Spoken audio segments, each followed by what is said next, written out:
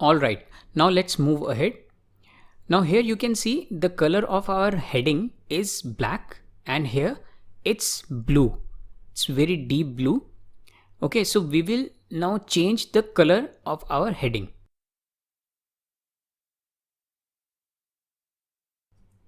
Now we are going to change the color of this heading H1. So here our selector will be H1. So we are selecting H1 where we want to make the changes. Okay. And here we have to write directly color. And now from here we will select some blue color.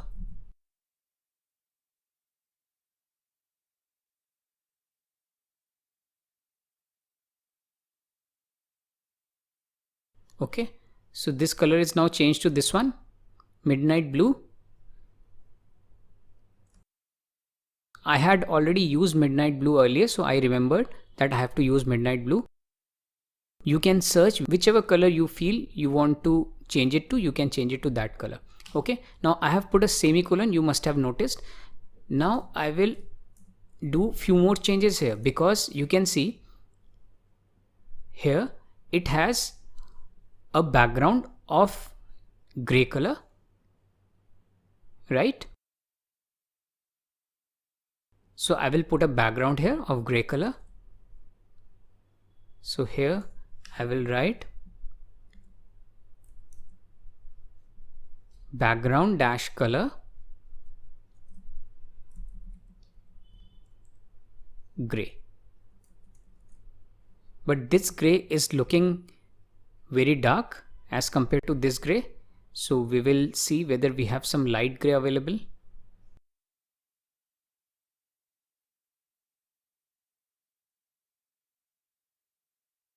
So this is now perfect.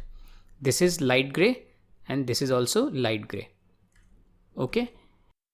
Now the next thing is this text is aligned at left side, whereas this text is aligned at the center. So we will go here and we will put text dash align and we will write CNTER and we'll save it, and you can see this text has now come at the center. Okay, so it's very simple. Whenever you write anything, for example, if you were writing like text, so automatically it was giving you options what you want, right? So it's very simple. You have to just know the code and you can write and you can do the styling. Now here if we go, we can see that it has a border. Okay. So we can call it as border solid. Okay. Now we have a border. So we just need a border. So we have put border and then solid. Now we have got a solid border. Now if we compare with here, this border has curved edges, whereas this border has very sharp edges. So to get these curved edges, we have to go here and we have to write border. See, it is already coming, border radius dash radius. Okay, now you have to select what is the radius you want. So I will put 10 semicolon. Now you can see nothing has changed because I have not completed the statement. So 10 what? So I have to write 10 px. Px stands for pixel. Now if I save and go here, you can see this is now changed. So it looks same here also. I think this is also 10. So now we have designed our heading the way it has been designed here, right? Now your exercise is to design the author name so that it comes at the center. Okay, so you just try this exercise by pausing this video, and once you are done, you can come back to the video. So let's go ahead and work with our other header. So this header is H4. Okay, so we can go here and change H4. So what we have to do? So we have to use selector as H4, and inside these curly brackets we can write text dash align. Right? Now if we go here, you can see it has come at the center, but if we go down, you will be able to see all the things have come at the center which are written in H4 heading. Okay. So this statement is not correct because it is changing all the H4 in the complete page, whereas in this page you can see other H4s are at their place, but in our case all the H4 have changed.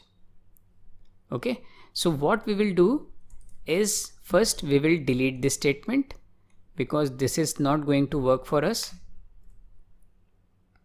Okay, and now we have to specifically go to the H4 statement which we want to change. So we want to change this statement, right? Author J.K. Rowling. So here, to change this specific statement, we will go here and we will write style equal to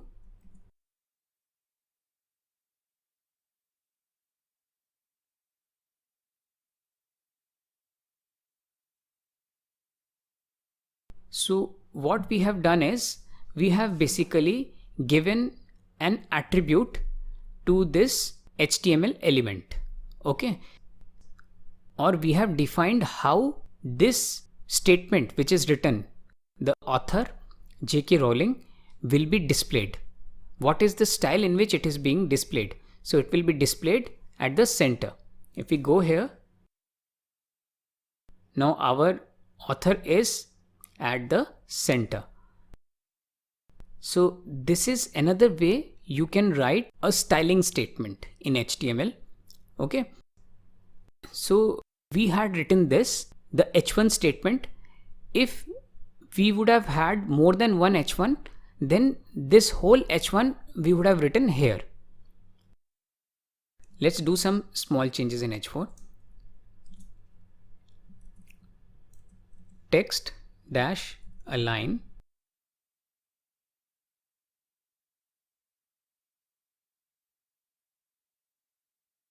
left. Let's make it left.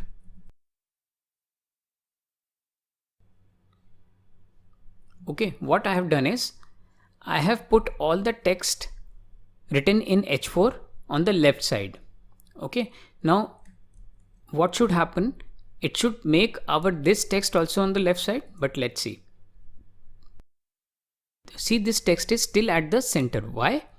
Because we have defined this text to be at the center where this text is written. Okay. Now this becomes very confusing why it is not happening.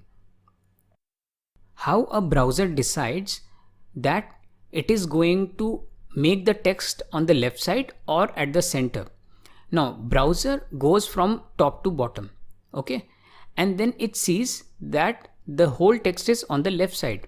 But then when it reaches to this text, it sees that, so specifically this text is mentioned, it should be at the center. So cascading style sheet means the most specific statement will be honored. Okay, so this has got the highest priority. This is the most specific statement.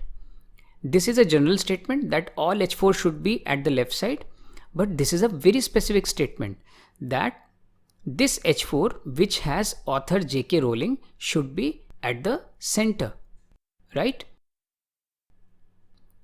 So this is what is meant by cascading style sheet. The program will cascade into the most specific styling and it will select the styling which is the most specific styling to that particular element. Okay. So this is how this program works. Now we can delete this. It was just for an example, we tried it. Okay.